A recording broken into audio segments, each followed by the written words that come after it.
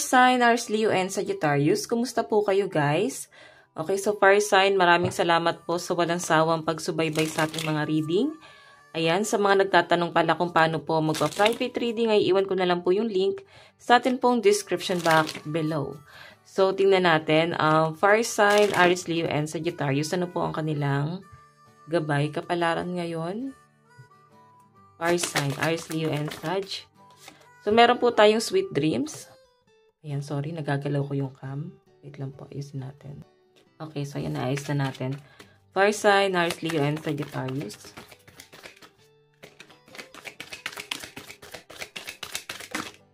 Okay. Meron po tayong self-love. And meron tayong trap.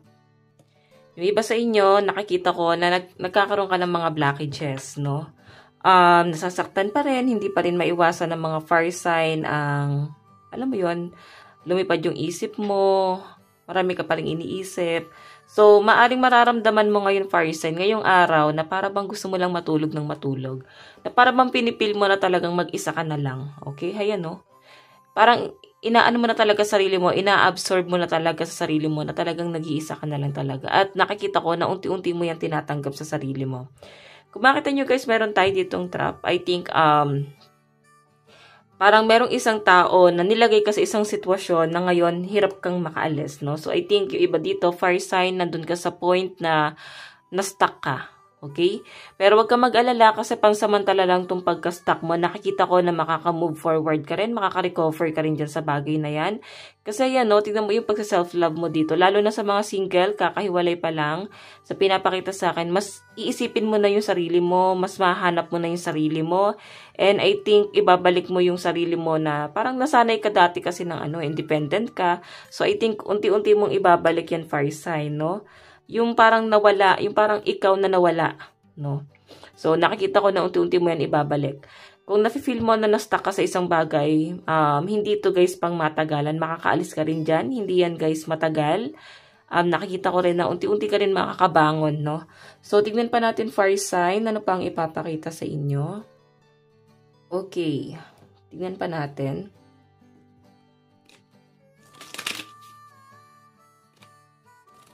Fire sign, Aries, Leo, and Sagittarius.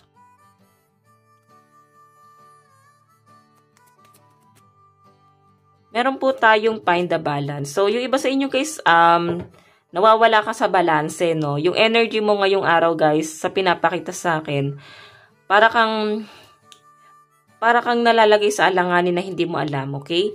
Nandun sa point na parang hindi ka talaga kasi sanay na nag-iisa na. Ngayon, mag-isa ka dyan sa gitna at binabalanse mo lahat ng bagay. Okay? So, tingnan pa natin. Fire sign. Meron po tayong attune to the divine. Ayan, magtiwala ka sa plano sa inyo ni universe. Maaring nangyari yan kasi meron siyang magandang plano sa inyo.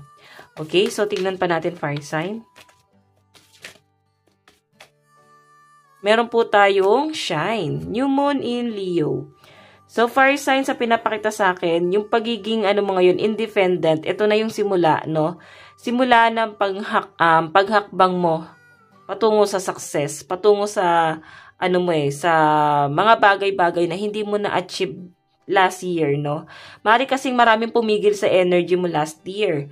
Pero ngayon, guys, nakikita ko na tuloy-tuloy na yan. Ayan, no? Shine. Tuloy-tuloy na yung pag-grow. Tuloy-tuloy na yung pag-angat ng mga fire sign na mararamdaman mo na wala na guys hadlang. Wala na mga blockages. So, I think ngayong pagpasok ng February, no? Ngayong February, parang mararamdaman mo na nire-release mo na unti-unti yung mga blockages, no? And iiwan mo na siya.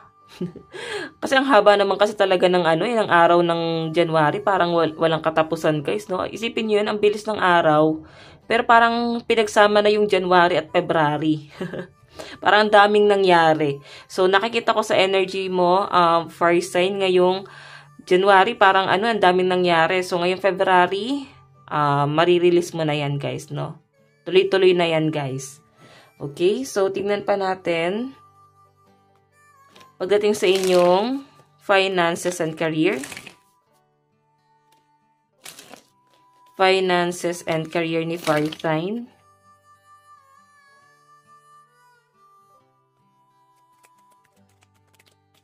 So guys, meron tayong clock. Need time, takes time, in time, cycle, time to heal, progress. So fire sign, mararamdaman mo na sa kaperahan mo parang nagbabalance din. Sinasabi rito na merong paparating sa inyo na magandang balita. And yung iba sa inyo guys, maaaring maiinip ka ngayong araw kasi parang ang bagal naman or parang ang bilis ng oras. Okay? Pero mas guys, parang mas maiinip ka ngayong araw. Parang nabuburyong ka. Parang paulit-ulit yung nangyayari. Okay? So tingnan natin. Siguro yung everyday routine ng mga fire sign, nananawa na sila sa trabaho, no? Meron tayong hammer. Ayan, nag-self-sabotage ka. Parang napapatanong ka ngayon na parang hanggang dito na lang ba ako? May changes pa kaya na mangyayari? Or ano pa ba yung pwedeng mangyari? Ano pa ba yung pwedeng mabago? Okay, so fire sign, meron tayong the butterfly. Relationship evolving to the next phase, healing the inner child grow. So, growth. Fire sign sa pinapakita sa akin kung bakit nagkakaroon ng mga struggle, mga delay, conflict, lalo na pagdating sa inyong financial kasi nga naapektuhan yung inner child mo, no? Maraming blessing na dumarating sa inyo pero hindi mo yan na-appreciate. Fire sign kasi nga, napapangunahan ka ng emosyon. Dahil nga yung inner child mo, hinihil mo pa siya. Okay? So, tingnan natin pagdating naman sa inyong love life. Pagdating naman sa inyong love life.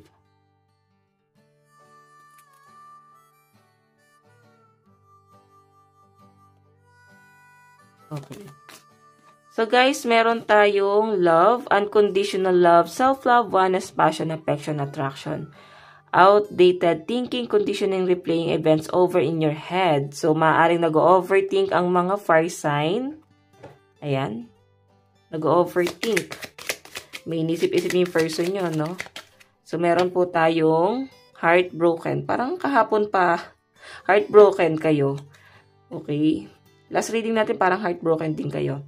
So, sa pinapakita sa akin, guys, ganun pa rin ang sitwasyon mo. Stuck ka pa rin.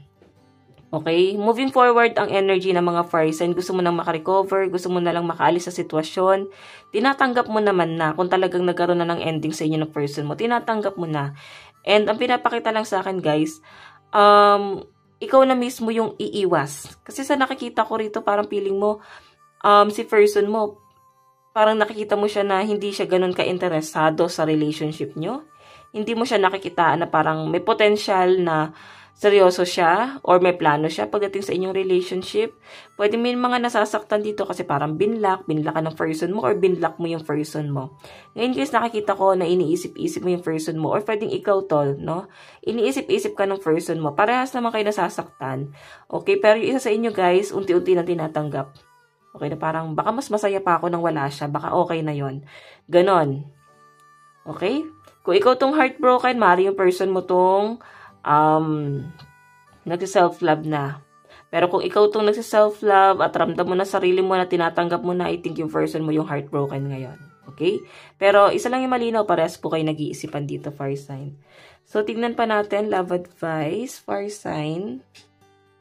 Love advice.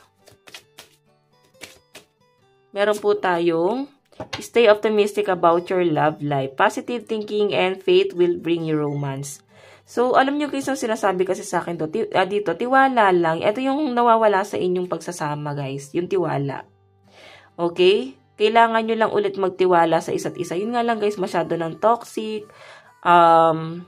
may trust issue. Hindi na guys, hindi ko siya nakikita na parang madali para sa inyo na mag-adjust sa mga nangyari. Okay, so tignan pa natin. Religious factor, hindi kayo magkaintindihan na talaga. I think magkaiba na kayo ng paniniwala. Iba sa inyo guys, pwede no, na foreigner to. And I think kaya may deception na lumalabas sa bottom of the deck natin. Parang inisahan ka ng person mo. Okay, mararamdaman mo na para bang inutakan ka niya. Parang nafe-feel mo na para bang binetray ka niya. Okay, hindi siya guys naging faithful. So, tingnan pa natin.